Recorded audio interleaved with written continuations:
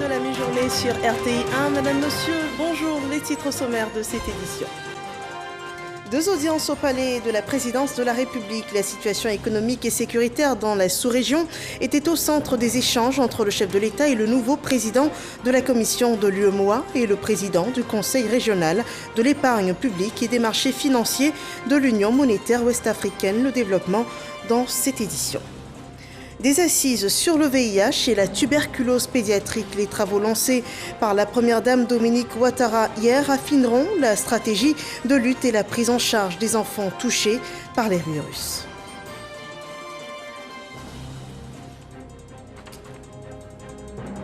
La bonne gouvernance associe l'État au secteur privé. Un groupe de travail constitué a ouvert le débat sur le développement des outils de lutte contre la corruption. On voit tout cela dans ce journal.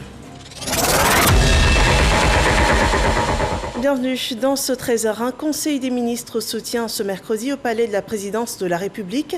La réunion est présidée par le chef de l'État, Alassane Ouattara. Les conclusions de ce conseil vous seront rapportées au cours de nos prochaines éditions. Et nous restons dans les murs de la présidence de la République. Le chef de l'État y recevait hier le nouveau président de la commission de l'UEMOA, Abdoulaye Diop, et le président du Conseil régional de l'épargne publique et des marchés financiers de l'Union monétaire ouest-africaine, Mamadou Ndiaye. 2 audiences que nous rapporte Awa Touré. La Commission de l'Union économique et monétaire ouest-africaine, UEMOA, a un nouveau président. Il s'agit de Abdoulaye Diop, qui, après sa prise de fonction le 8 mai 2021, est venu remercier le président de la République, Alassane Ouattara, et recueillir ses conseils et orientations pour mener à bien la mission à lui confier, avant de saluer les performances réalisées par la Côte d'Ivoire.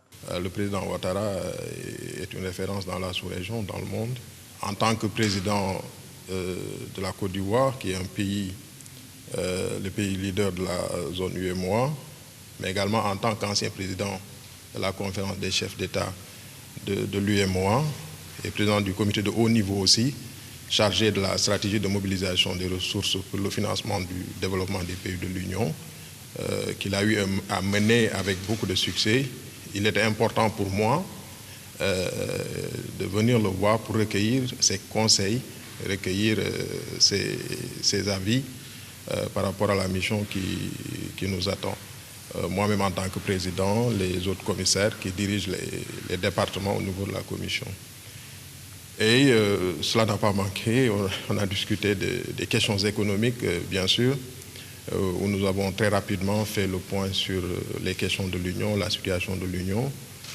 C'était également une occasion pour saluer les performances de la Côte d'Ivoire en matière économique, une économie qui a été performante jusqu'avant la crise et qui a su aussi être résiliente pendant la crise et qui est en train de construire un plan de relance pour sortir de la crise. En fin de mission, le président du Conseil régional de l'épargne publique et des marchés financiers de l'UEMOA est pour sa part venu dire au revoir au président de la République Alassane Ouattara.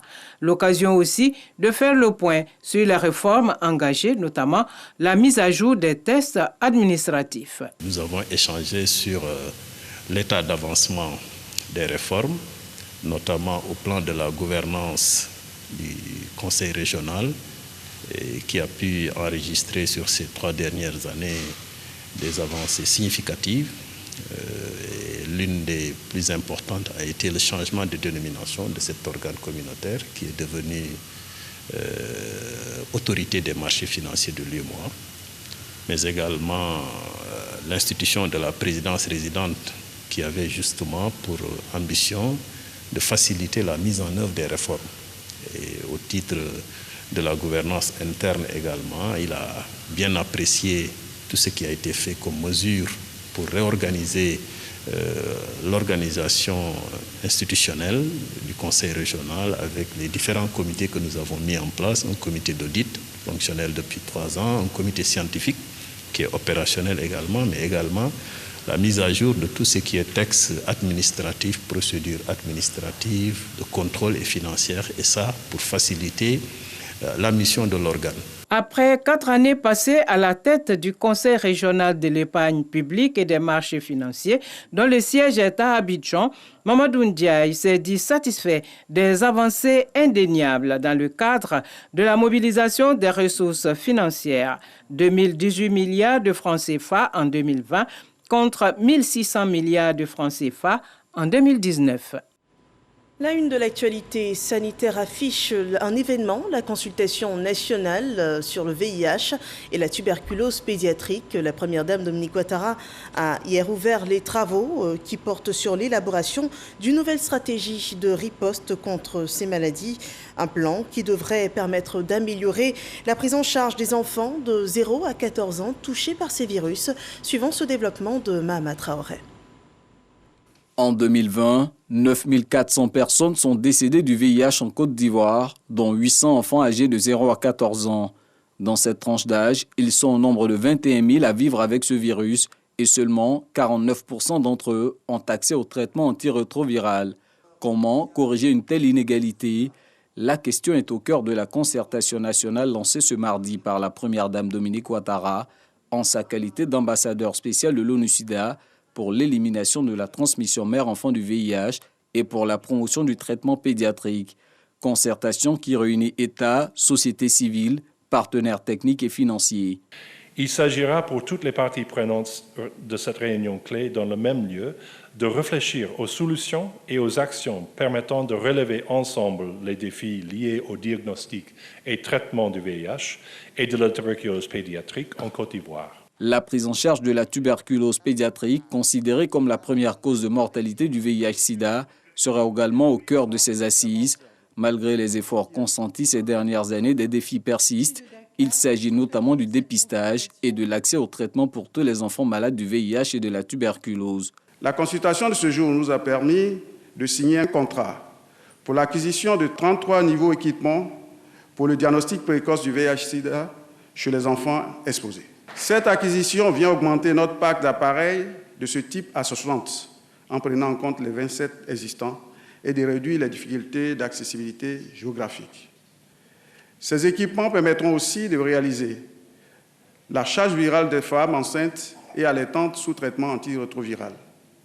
Chez les enfants vivant avec le VIH, les traitements antirétroviraux seront optimisés, ce qui nous permettra, je l'espère, d'atteindre rapidement les 3,90 chez les enfants. Quant aux victimes, elles espèrent être associées à la mise en œuvre de la nouvelle feuille de route qui sera élaborée lors de cette concertation nationale. Si on veut qu'aujourd'hui 90% de la population ivoirienne fasse le test de dépistage et que 90% des personnes dépistées soient sur les traitements antirétroviraux et que 90% des personnes qui sont sur le traitement antirétroviraux aient une charge virale détectable, cela passe impérativement par associer les adolescents et jeunes vivant avec cette maladie par les différentes prises de décisions qui les concernent. Aucun enfant ne devrait naître ou mourir du VIH ou de la tuberculose. C'est sur la base d'une telle ambition que l'ambassadeur spécial de l'ONU-SIDA, la première dame Dominique Ouattara, a encouragé les participants à cette concertation nationale. Le constat est que nos enfants sont sous-diagnostiqués pour le VIH et pour la tuberculose. Et ils n'ont donc pas suffisamment accès à des traitements efficaces contre le VIH qui leur permettraient de bien grandir et de fêter leur 5e anniversaire sans maladie ni souffrance. Mesdames et messieurs les experts, je vous invite donc à mettre à profit ces 2 jours de consultation nationale pour engager un vrai dialogue sur les défis majeurs, les solutions et les actions prioritaires nécessaires. Je vous invite à débattre de façon transparente sur le rôle, les responsabilités et la contribution de chaque partie prenante. Il faut proposer une feuille de route audacieuse qui permette à la Côte d'Ivoire de réaliser ses engagements. D'abord, en faveur des enfants vivant avec le VIH et la tuberculose. Ensuite, en faveur de l'élimination de la transmission mère-enfant du VIH et enfin, en faveur de la promotion du traitement pédiatrique. Depuis 2004, les États-Unis, à travers le programme PEPFAR, ont engagé 1,7 milliard de dollars en faveur de la lutte contre le sida en Côte d'Ivoire. Nous parlons de virus et informons-nous sur l'évolution de la Covid-19 dans notre pays.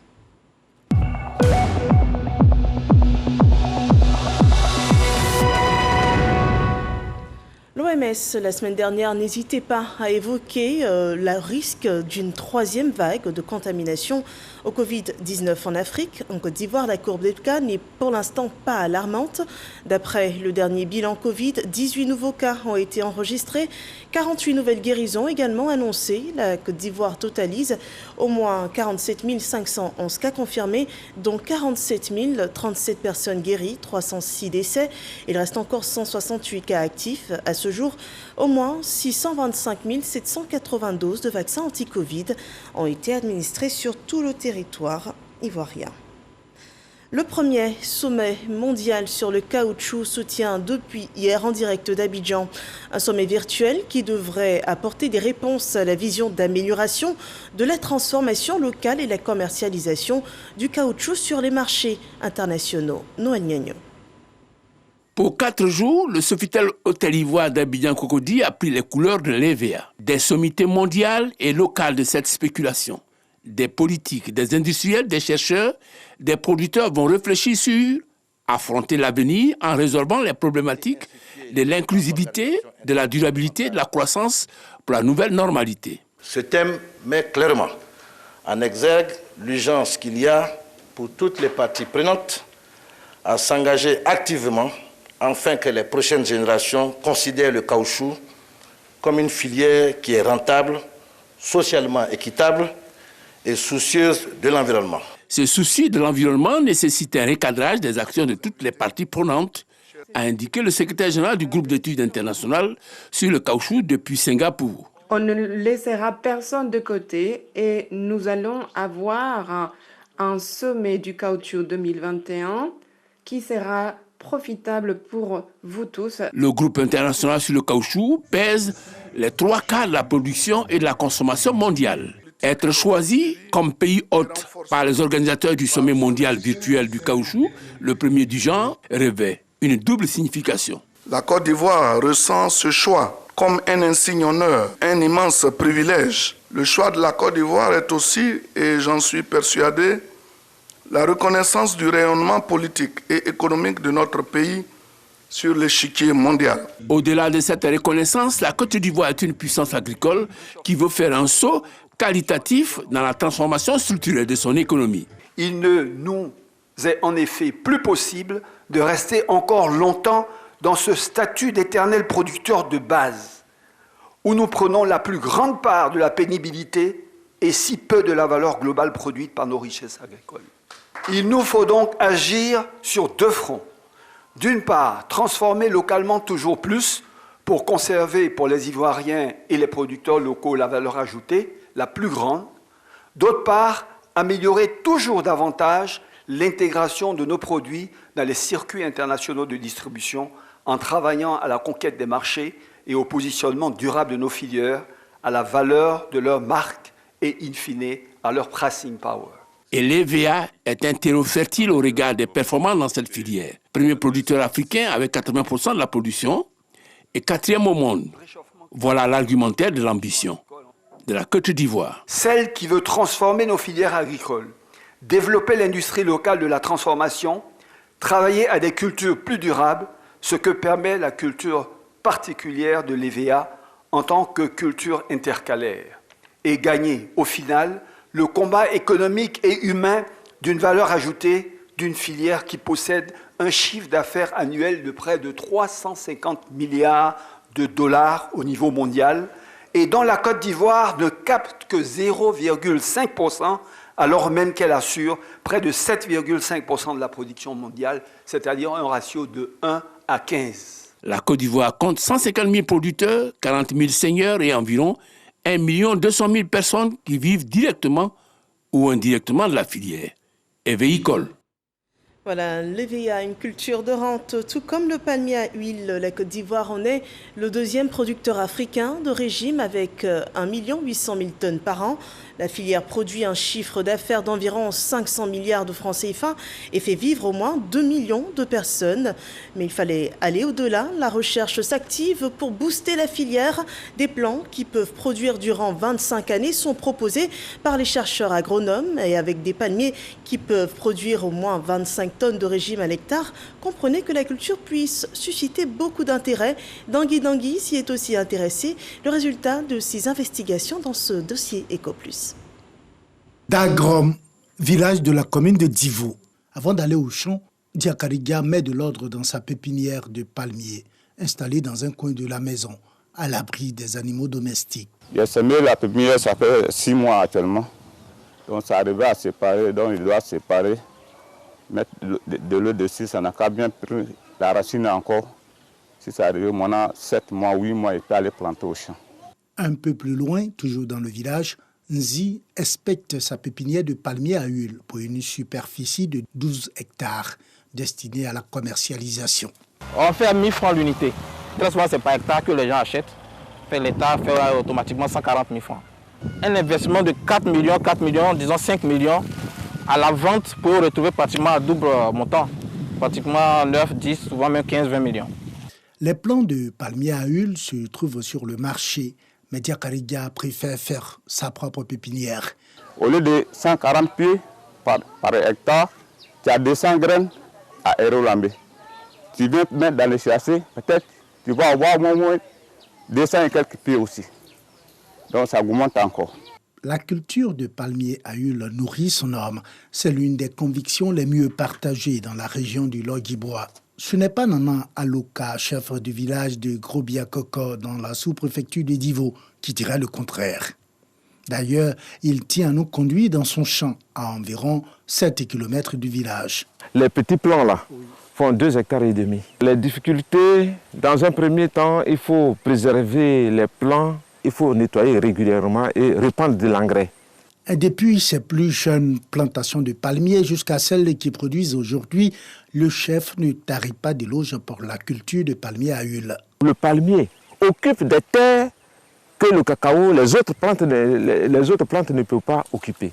De retour au village, il nous présente ses outils de transformation de sa récolte de palmiers à huile lorsque les prix ne sont pas acceptables à ses yeux. Honoré est un planteur de palmiers à huile. Il vient dans les locaux de la société coopérative des planteurs de palmiers à huile du Logibwa, dans laquelle il vient fraîchement d'adhérer. Lorsqu'on appartient à la coopérative, il y a toujours des avantages qu'on peut avoir. Celui qui appartenait à la coopérative avait un prix lorsqu'il voulait payer la pépinière. Secrétaire exécutif de cette société coopérative, Koulibaly Tengana livre des secrets sur la filière du palmier à huile dans la localité.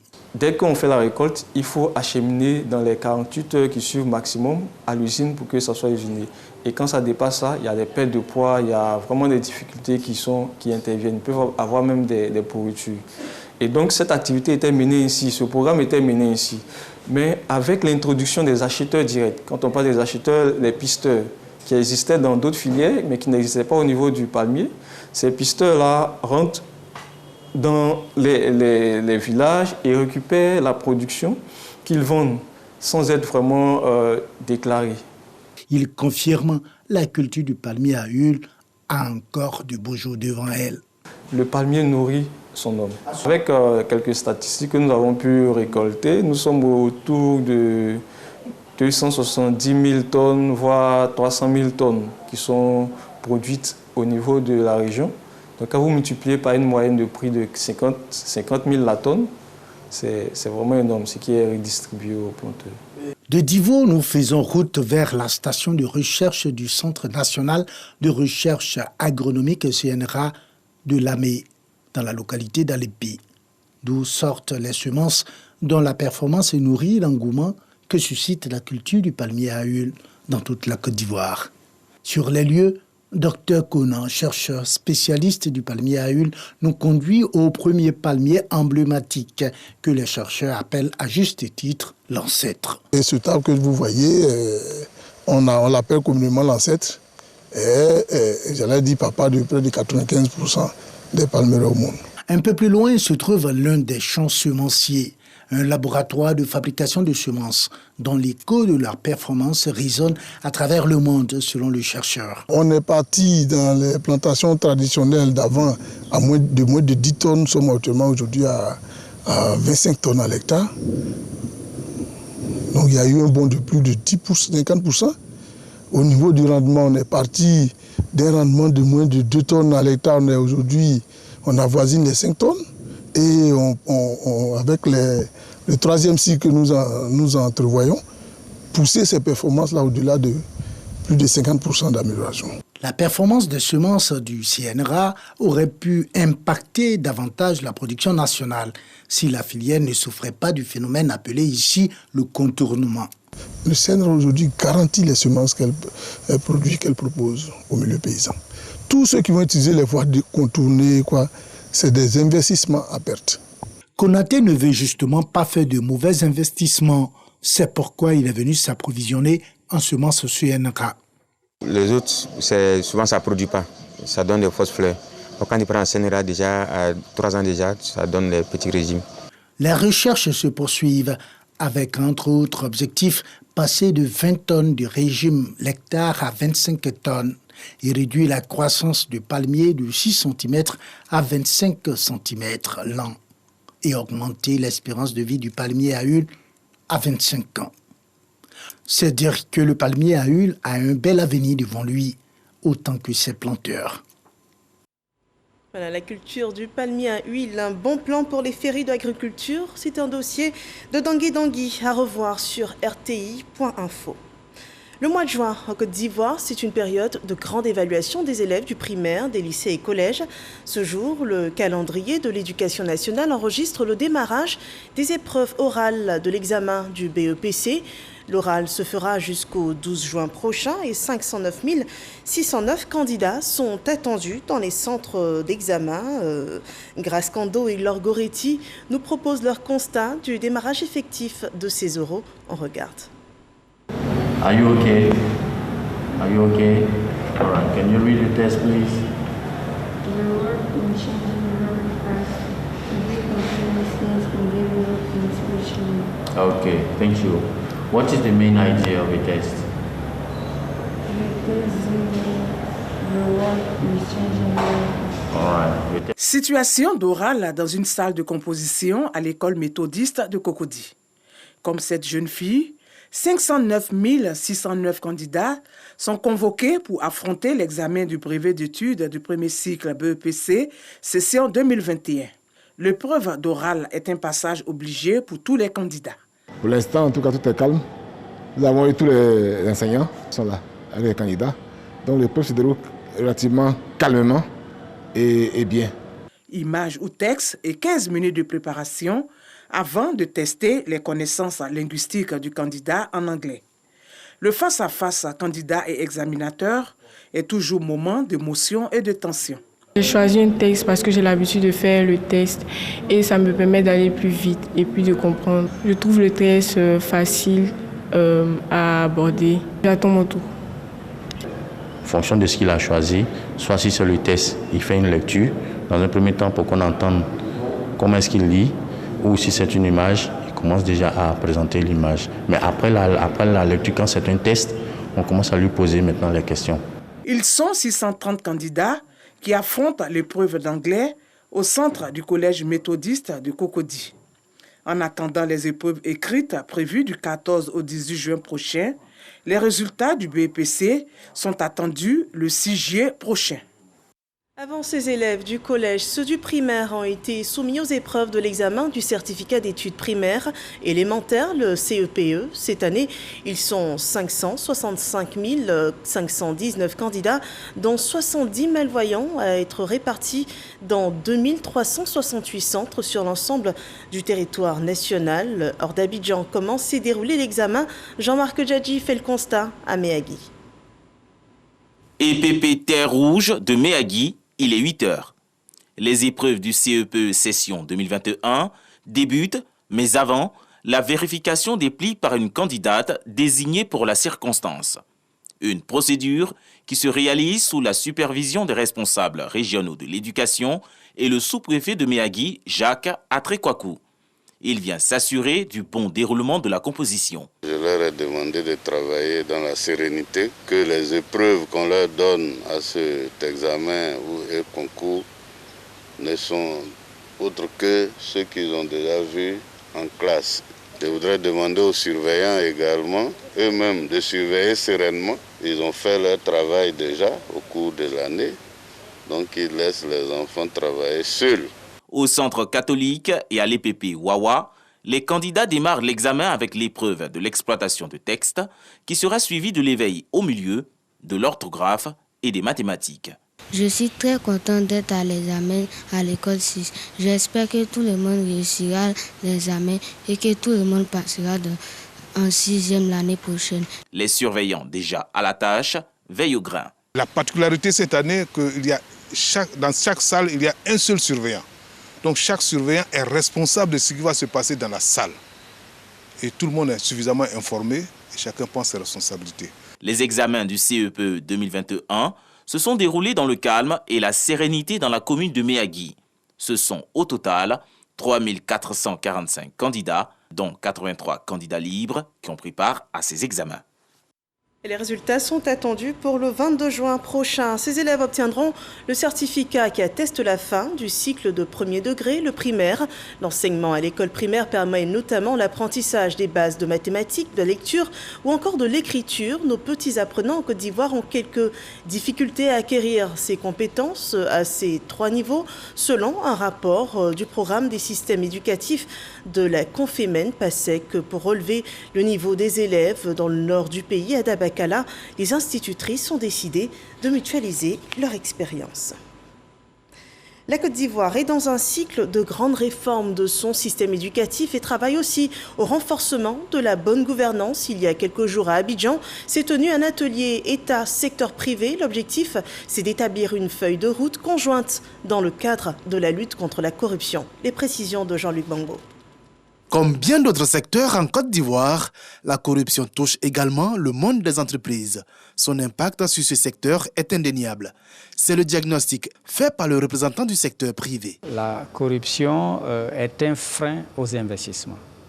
Elle n'encourage pas l'investissement. La corruption crée des distorsions de concurrence entre opérateurs, entre entreprises.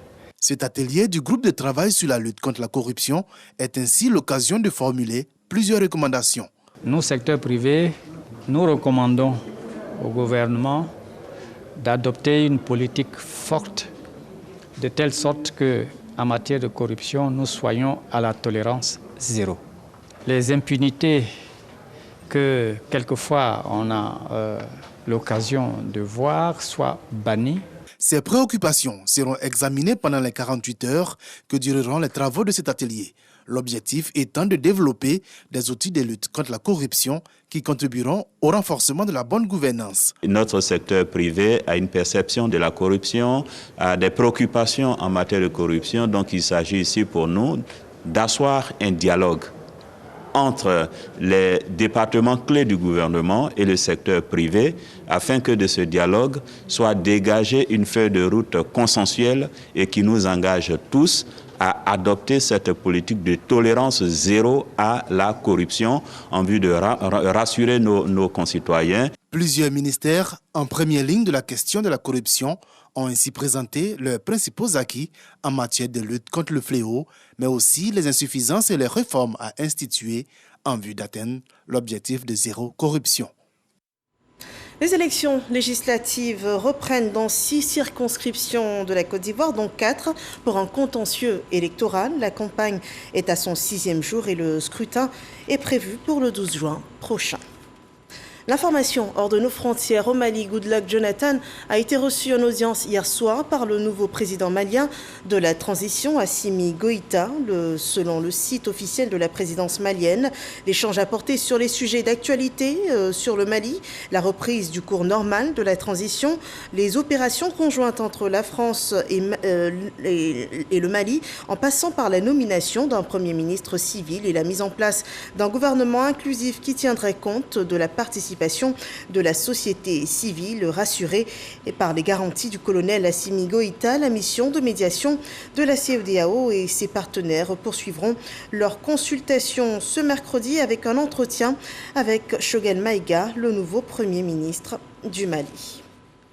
Nous vous annoncions au début de ce journal qui se tient en ce moment au palais de la présidence un conseil des ministres. Le chef de l'État, Alassane Ouattara, préside ce conseil à l'entame des travaux.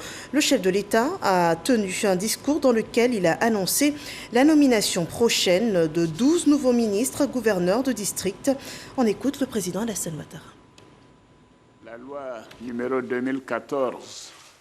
2014-451 du 5 août 2014 sur l'organisation générale de l'administration territoriale prévoit la création du district autonome.